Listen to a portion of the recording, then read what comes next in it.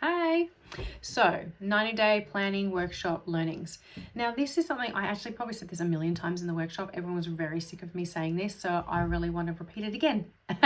But the point of a 90-day plan, or any kind of plan in fact, and having worked in big corporate programs of work, like I had to do big plans, 3-year plans, for hundreds of resources, hundreds of people, a plan for hundreds of people to do activities. And one thing that happens with those plans, whether you've set it for yourself or it's been set in an organization for a project, is people go, oh, we've done a plan, that's how it's going to happen, and that's what the dates are going to be. They can't be moved because life obviously doesn't happen around that, right? And so it's so unrealistic, so unrealistic. So I like to think of a plan as a map or a guide rather than a stick that you use to beat yourself with when you don't hit your deadlines. That is not the point of a plan.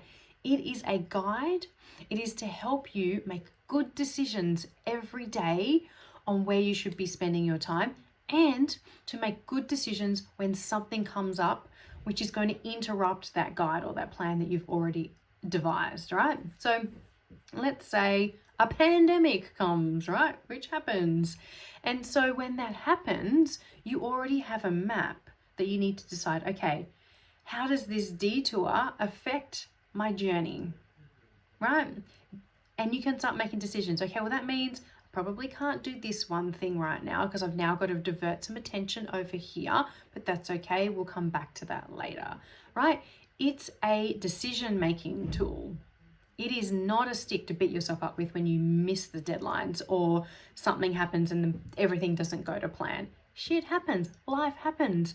That's why we have a guide, so that instead of going into chaos and panic, we can go, okay, I have a map. What does that mean for my journey? Okay, it means that this needs to move to there, so those things might need to shuffle there. That's okay. I'm on top of it because I have this thing which helps me control my days and helps me make good decisions about where I spend my time. So I don't have to fly off into like chaos and overwhelm every time something happens, because it happens. And I can promise you that never, ever, ever in your life will everything go to plan, ever in the history of never, okay?